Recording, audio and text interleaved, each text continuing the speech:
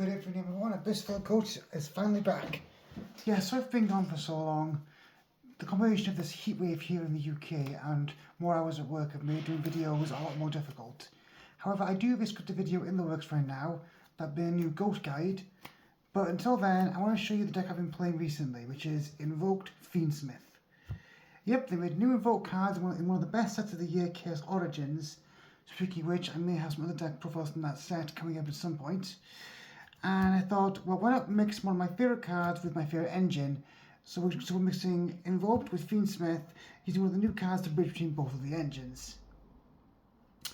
Now, Invoked is very near and dear to my heart because my best win ever came with this deck. Listening with Eldridge, I once beat Full Power Tailment. No, I'm not kidding. So, yeah, the chance to try the new cards with my favourite engine of all time was just too much to resist. And I'll be honest with you, I've gone mostly 2 and 2 with a couple of 3 and 1s with this deck. So nothing that impressive, but I've enjoyed the ride. So I thought I'd give you guys a look at it today. Starting things off, we have one copy of Alistair the Invoker. Yes, he's fallen a lot outside of the pure build, because you never really want to clog on this as it being our only normal summon. But it's still as great as ever. It can still get us our fusion spell and then be a link 1 into one of the link ones it can make. Most notably Solomon Great Almirage, because that card with these new cards is full combo. And backing him up, we have the new and improved Alistair in Alistair the Reminiscent.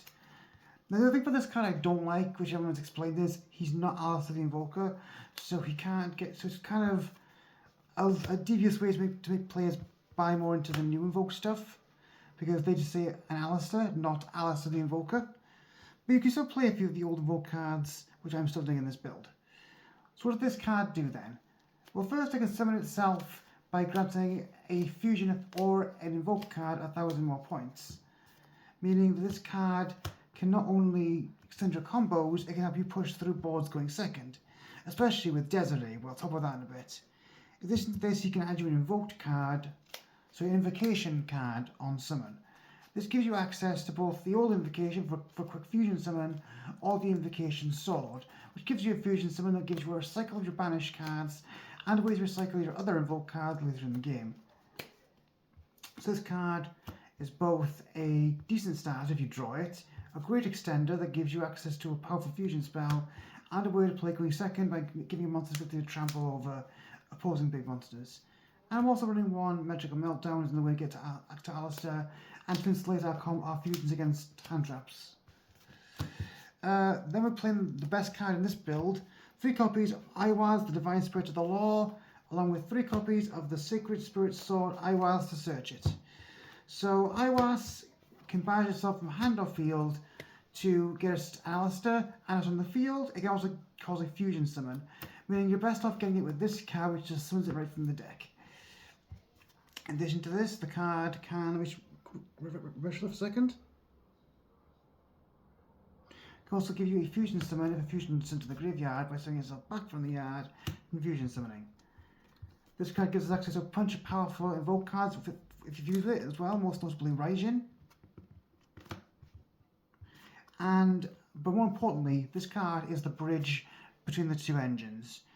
If you have only Invoked cards, you can use this with the new fusion that can turn every card into one attribute. With this card being a fiend, that makes it a light fiend, which you can go through full Fiendsmith combo, and vice versa. If you go through the Fiendsmith line, you can make Aerial Eater, dump this fiend, and then look off the Aerial Eater, trigger its effect, sending it back to the field to get our Invoke plays going. This is generally the most important card in this build of the deck, and I absolutely love it. For our fusion spells, we have 2 swords. I have to borrow one because for some reason my post has been tempered lately, and several cards I wanted for this deck haven't arrived yet. This card lets you fusion summon from the field, or if you're making an Invoked card, you can use banished cards be sent back to the graveyard to fuse. So, for example, if you banish an Alistair off of, say, the original Invocation, you now have 2 uses for it. In addition to this, it also lets us play through cards of our opponents that banish things, such as Dimension Fusion, for example. Dimension Fissure, sorry. And it also says recycle Invoked cards, which is really good for the grind game. Speaking of which, we also play one copy of Vermax, the Divine Spirit of Artifice. This card's another way to get invoked cards from the deck by a set either Invocation or the Sword. However, more importantly, in the graveyard, it can be banished to protect your fusion monsters. Yeah, your fusion monsters, not just your invoked cards. Meaning it's even harder to take down a power-up Desiree in this deck. And that's it for the invoked section. Let's get into the Fiendsmith. We're playing 3 copies of Lacrima, the Crimson Tears. I bought my 3rd copy because I can't find mine yet. Yeah, I know, I need to organize my collection. Shut up. This card might be the best normal summon in the deck, even more than Alistair, because this card alone requires 3 interruptions to fully stop it. It's someone that you dump a Fiendsmith combo. Linking it off into Fiendsmith Requiem can give you access to another way to summon a light from the deck, a light fiend from the deck, and then in the graveyard it can be used to bring back the Requiem for follow-up plays. This card is quite nuts. And of course we have the 3 engravers, which gets our Fiendsmith players going by letting us search the spell that sets everything up. It also lets us. It also acts as a piece of removal, as well as equipped to the Fiendsmith link. You can destroy both the link and a card in your opponent's field. And of course it gives you access to both Aerial Eater, as well as Caesar, or the Fusion line. Speaking of which, we also have 1 Fabled Lurry, so that gets this whole thing going by discarding it off of one of our copies of Fiendsmith Tract. Again, was borrowing a 3rd copy. Also, there's sometimes where if you don't want to go the Lurry route, you can use this to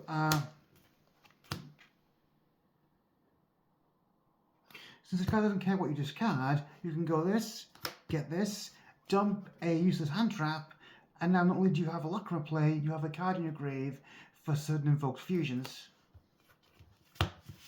Speaking of which, our hand trap lineup is fairly standard. 3 Fua for going second, 3 Ash to call by the grave of the Fua, 2 draws to deal with the ritual decks in the front right now, and 3 of the other ghost, 2 of the Ghost Sisters. So yeah, kind of standard here. I was originally running Super Polymerization, but I figured having more monsters you could fuse off with the invoke cards was better.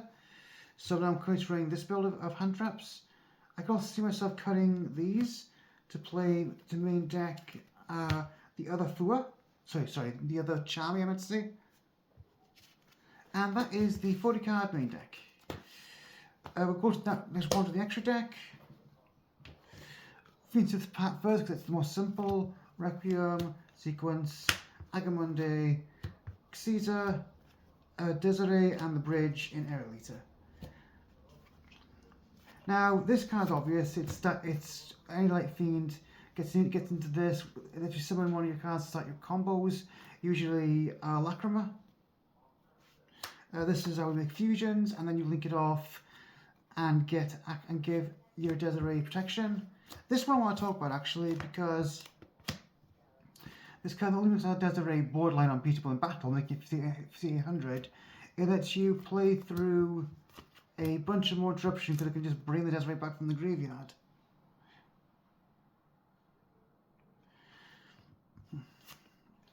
Again, it's not, you don't need this card, but it adds much to your grind game.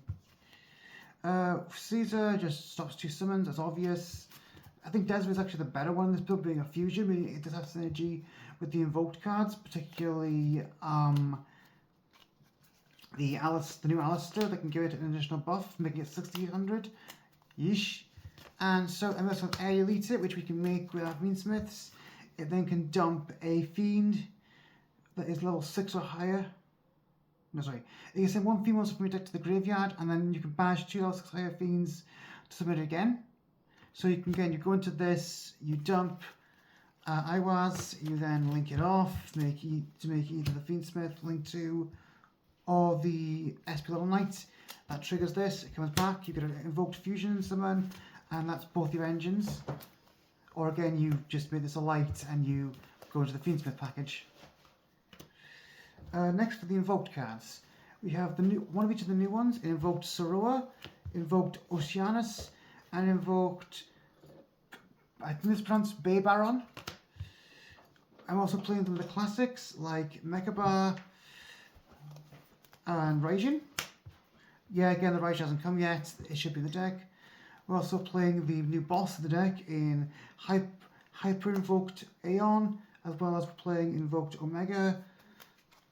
And topping the Invoked package off, we have Madness. This is one of the main ways you can bridge into the Invoked cards from the Fiendsmith package, as you can use this, as you can give the Fiendsmiths make a Fiend and something like SP, for example, link them off into this. In addition to this card lets you add the Invocation when a fusion is made. Let me make sure I'm not misinforming you here, actually.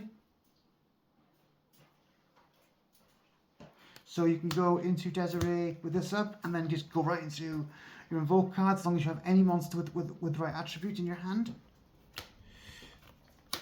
This card is not as good as it would be in like Draco Tail or Magistus builds, but it can let you pop 2 cards on the field. So it lets you bash a card in the field and give you access to another Alistair to rebuild. Macabre, I would honestly cut. Yes, it can be only negating what's in your hand, but negating one thing for discard isn't that great anymore, even if it does banish. It's putting you lower on card advantage. So I'd honestly probably just play 2 Aeon instead in the future.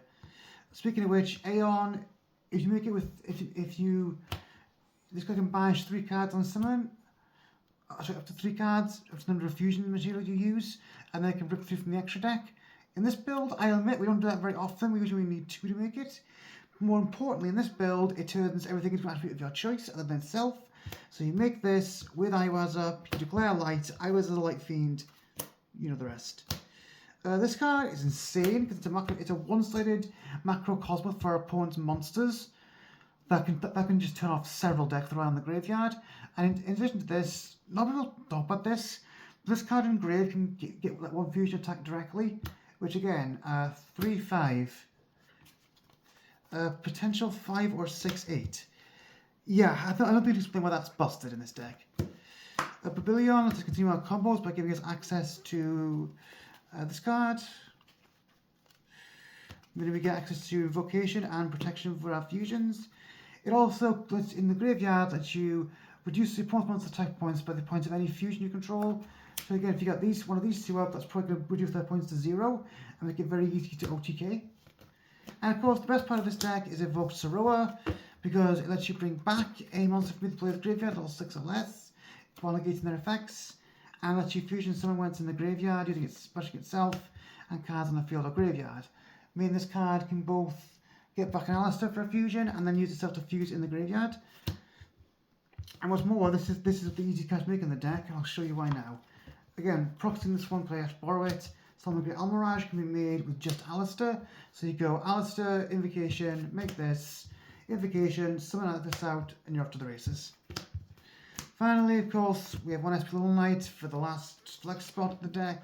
It's just more removal that lets us get Fiendsmith, the Fiendsmith Link 2 off the board, so we can equip it to Desiree. And it also gives us another way to get a fusion off the board to trigger off Iwaz. And of course, it removes a card permanently on summon, and you can remove cards from the opponent's turn for more disruption. So that's the side. This is my current build with the extra. I'll probably be changing this soon, by the way. So we have 3 drop plates as my main go first card.